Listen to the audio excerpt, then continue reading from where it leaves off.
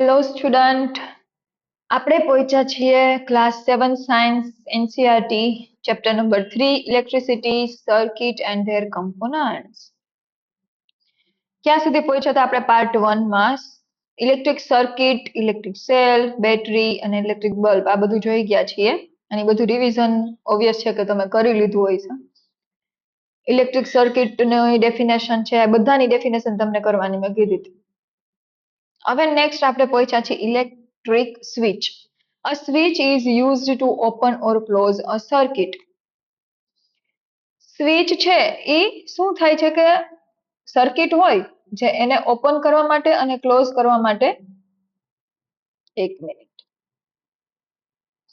હવે જો સ્વિચ છે એ મેં તમને કીધું હતું કે સર્કિટ હોય આવી રીતે સ્ક્વેરમાં હોય, ડ્રો કરવાની હોય ત્યારે. ઓકે, હવે સ્વિચ હોય ને, આ બેટરી મેં ડ્રો કરી, સોરી સેલ ડ્રો કર્યો અને અહીંયા હું એક સ્વિચ ડ્રો કરું છું. હવે આ સ્વિચ છે ને એ કેવી છે? ઓન છે. ઓન છે એટલે કે મેં સ્વિચ ઓપન નથી કરી, અહીંયા બેસાડી દીધી છે નીચેની સાઈડ. એટલે આ સ્વિચ જો આવી રીતે ફ્લેટ હોય ને તે ઓન હોય અને આવી રીતે હું એને અહીંથી ઉપાડીને આ સાઈડ લઈ લઉં ઉપરની સાઈડ, તો એ કેવું થઈ જશે, આખી સર્કિટને બ્રેકડાઉન કરી દેશે, ઇલેક્ટ્રિસિટી થ્રુ આઉટ પાસ થઈ શકશે નહીં. તો એ કેવી થઈ જશે? ઓપન થઈ જશે. તો એ જ વાત કરી છે કે સ્વિચની હેલ્પથી તમે સર્કિટને ઓન અથવા તો ઓફ કરી શકો. ઓપન સર્કિટ કોને કહેવાય? ઓપન સર્કિટ કોને કહેવાય? Current does not flow. એટલે મેં તમને કીધું હતું કે જ્યારે આવી રીતે હોય ને ઉપરની સાઈડ, કેમ કે આ જો અહીંયા હું નીચે લઉં ને તો એ આખી સર્કિટ પૂરી થાય, પણ આ ઉપર છે એટલે એનો મિનિંગ કે ફ્લો પસાર થવા, ઇલેક્ટ્રિસિટી પાસ થવા નથી આપતું, એટલે ઓપન સર્કિટ કહેવાય. જ્યારે ક્લોઝ સર્કિટ શું છે? Current flow and bulb glow. જ્યારે ક્લોઝ સર્કિટ હોય તો આપણે આમ નીચે લઈ લેવાનું, બેસાડી દેવાનું, એટલે કરંટ છે ઇઝીલી બધી ડાયરેક્શનમાં શું કરી શકે? પાસ થઈ શકે. એટલે આપણે કોઈ બલ્બ હોય તો એ શું થાય? લાઇટ કરે, ગ્લો કરે. ઠીક છે. Then conductor and insulators. Conductors કોને કહેવાય અને ઇન્સ્યુલેટર્સ કોને કહેવાય? જોડો. કંડક્ટર્સ છે એ material that allow electricity to pass. For example copper, iron, aluminium, most metal છે એ બધા કેમાં આવશે? કંડક્ટરમાં આવશે. ઇલેક્ટ્રિસિટી ઇઝીલી પાસ કરી શકે. હવે તમને ખ્યાલ હોય તો જ્યારે આપણે શોર્ટ સર્કિટ ના લાગે એનાથી દૂર રહેવા માટે અથવા તો કોઈ ભીના હાથે કે તમે ટચ કરવા માટે અથવા ઇમરજન્સી હોય અને તમે સ્વિચ ઓન કરો કે ત્યારે શું એમ કે લાકડી, વુડ છે, પ્લાસ્ટિક છે, અથવા ચપ્પલ તમે પ્લાસ્ટિક ના પહેરો, એવું બધું કરીને તમે શું કરો? સ્વિચ ઓન કરશો તો તમને શોર્ટ લાગવાની શક્યતા નથી. પણ જ્યારે તમે કંઈ પહેર્યું નથી અથવા તો મેટલની કોઈ વસ્તુના ટચમાં છો જ્યાંથી ઇઝીલી ઇલેક્ટ્રિસિટી પાસ આઉટ થઈ શકે, તો તમને શોર્ટ લાગવાની, ઇલેક્ટ્રિસિટી તમારા થ્રુ આઉટ બોડીમાં પસાર થવાની શક્યતા વધારે રહે. એટલે એનાથી તમે આ છે એ કંડક્ટર અને ઇન્સ્યુલેટરને ઇઝીલી સમજી શકો.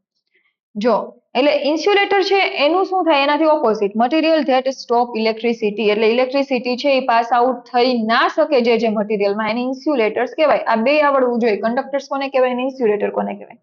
જેમાં ઇલેક્ટ્રિસિટી ઇઝીલી પાસ થાય છે, અલો કરે છે જે મટીરિયલ ઇલેક્ટ્રિસિટી માટે, એને શું કહેવાશે? કંડક્ટર્સ. અને જેમાં ઇલેક્ટ્રિસિટી પાસ નથી થતી એવા મટીરિયલ્સ છે એને શું કહેવાય? ઇન્સ્યુલેટર્સ. બેયના તમે ત્રણ એક્ઝામ્પલ છે યાદ રાખી જ લેજો. રબર છે, પ્લાસ્ટિક છે, વુડ છે, એ બધું આમાં આવશે. જ્યારે કોપર, આયરન, એલ્યુમિનિયમ, કોઈ પણ તમે મેટલ લઈ લો એ બધા કેમાં આવશે? કંડક્ટર્સમાં આવશે. Then safety rules. તમને સેફટી રૂલ્સ છે અલગથી ચેપ્ટરમાં આપ્યા છે, છેલ્લે આપ્યા છે કે શું સેફટી રૂલ હોઈ શકે ઇલેક્ટ્રિસિટી યુઝ કરો ત્યારના.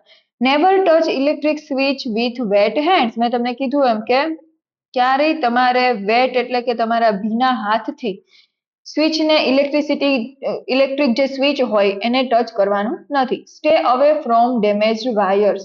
એટલે વાયર કોઈ ડેમેજ હોય અથવા તો છૂટો વાયર પડ્યો હોય ઓપન કરેલો, તો એ વાયરને તમારે ટચ કરવાનું નથી. Do not insert metal object into sockets. એટલે તમારું જે સોકેટ્સ હોય ને, તમે સોકેટ્સ ખ્યાલ હોય તો આવી રીતે હોય, આપણે એમાં સોકેટ્સમાં શું કરતા હોય, આપણે ચાર્જ કરવા માટે કઈ રીતે યુઝ કરતા હોય, તો એમાં તમારે શું કરવાનું છે? કોઈ પણ મેટલની ઓબ્જેક્ટ વસ્તુ છે એ ઇન્સર્ટ કરવાની નથી, નહીતર તમને શોર્ટ લાગવાની શક્યતા રહી શકે. એટલે જ આપણે જ્યારે કોઈ ટેસ્ટર કે યુઝ કરતા હોય ને તો જોજો એનો જે પાછળનો પોઈન્ટ હોય ને એ પ્લાસ્ટિકનો બનેલો હોય, એટલે એ તમને રિઝલ્ટ બતાવશે કે ઇલેક્ટ્રિસિટી અંદર છે કે નથી. પણ જો એ પ્લાસ્ટિકનું ન બન્યું હોત તો તમારા બોડીમાં પણ ઇલેક્ટ્રિસિટીનું તમને અહેસાસ થાત કે નહીં આમાં છે કે નહીં. Switch off appliance when not in use, એટલે કે જ્યારે તમે કોઈ એપ્લાયન્સનો યુઝ નથી કરતા, કોઈ વસ્તુ જે ઇલેક્ટ્રિસિટીથી ચાલતી હોય એનો યુઝ નથી કરતા, ત્યારે તમારે સ્વિચ છે એ કેવી રાખવાની છે?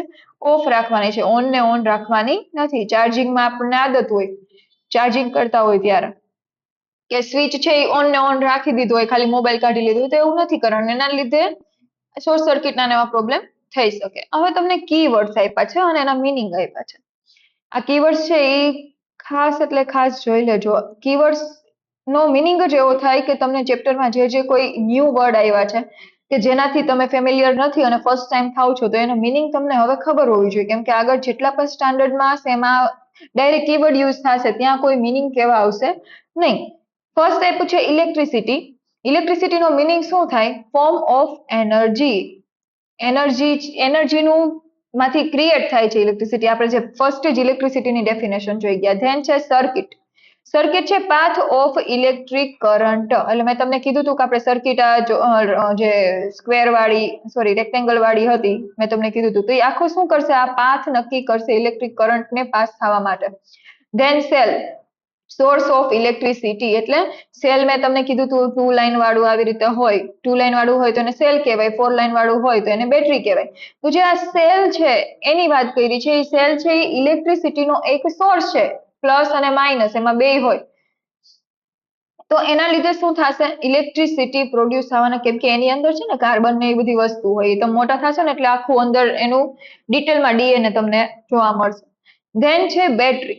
બેટરી છે એ કોમ્બિનેશન ઓફ સેલ છે. મેં તમને કીધું એમ કે જ્યારે આવી રીતે ખાલી 2 જ આવી રીતે આપ્યા હોય તો એને તમે કઈ રીતે સેલની રીતે યુઝ કરી શકો, ડિનોટ કરી શકો. પણ જ્યારે આવી રીતે 4 આપ્યા હોય, કેમ કે 2 સેલનો યુઝ થઈને જ બેટરી બને, આપણે ડેફિનેશન જોઈ ગયા છીએ. તો combination of cells, 2 or more cells, okay, બે પણ લઈ શકો અને 2 થી વધારે પણ લઈ શકો, જે બેટરીને જનરેટ કરે.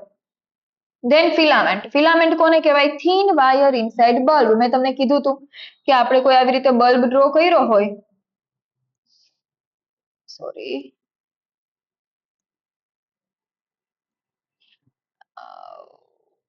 ડિફિકલ્ટ છે થોડુંક હેલ્થથી ડ્રો કરવું. હવે આવી રીતે કંઈક આપણે બલ્બ ડ્રો કર્યો હોય, હવે એમાં એક થીન વાયર મેં તમને કીધું હતું કે આવી રીતે ગુચડા વાળું વાયર હોય, તો એ વાયર છે એ શું છે? આ વચ્ચેનું છે એ ફિલામેન્ટ છે. એની ટંગસ્ટન ને એવા મેટલ્સનું બનેલું હોય, તો એને ફિલામેન્ટ કહેવાય. ધેન છે કંડક્ટર. કંડક્ટર છે ઓલોઝ ઇલેક્ટ્રિસિટી ટુ પાસ. જેટલા પણ મેં તમને આ બે ડેફિનેશન હમણાં આજે જ આપણે જોઈ ગયા. કંડક્ટર કોને કહેવાય? કે જે ઇલેક્ટ્રિસિટીને ઇઝીલી પાસ કરી શકે. અને એના એક્ઝામ્પલ છે એ આપણે જોયા હતા. શું કીધું હતું મેં? આમાં કોણ કોણ આવશે? તો કે મેટલ્સ આવશે. જેટલા પણ મેટલ હોય એ બધા આમાં આવે, લાઈક કોપર છે, એલ્યુમિનિયમ છે, એ બધું. અને ઇન્સ્યુલેટર. ઇન્સ્યુલેટરમાં સ્ટોપ ઇલેક્ટ્રિસિટી, એટલે ઇલેક્ટ્રિસિટી એમાં પાસ થાય નહીં. તો એમાં શું શું આવશે? રબર આપણે જોયું હતું. ધેન આપણે જોયું હતું પ્લાસ્ટિક છે. તો એ બધી વસ્તુ કેમાં આવશે? ઇન્સ્યુલેટરમાં આવશે. હવે ક્વેશ્ચન આન્સર્સ આપ્યા છે એ આપણે નેક્સ્ટ પાર્ટમાં જોશું. આ પાર્ટમાં આપણે આ 2 પાર્ટમાં આપણે આખું અન્ડરસ્ટેન્ડિંગ લઈ લીધી. ક્વેશ્ચન આન્સર છે, ફિલિંગ ધ બ્લેન્ક્સ આપી છે, દેન ટ્રુ ફોલ્સ આપ્યા છે અને MCQ 2-3 આપ્યા છે. તો એ ખાલી નોલેજ માટે છે કે તમે જેટલું રીડ કર્યું છે એટલું તમને આવડ્યું છે કે નહીં. તમે પેલા સબસ્ક્રાઇબ કરી લો ચેનલને, લાઈક કરો, અને નેક્સ્ટ જે MCQ વાળો એક પાર્ટ હું એડ કરીશ, તમને ખબર જ છે, તો એ પાર્ટ પણ આની પછી જોઈ લેજો એટલે તમને વધારે ખ્યાલ આવે અને પ્રેક્ટિસ થઈ જાય. ઠીક છે, બાય.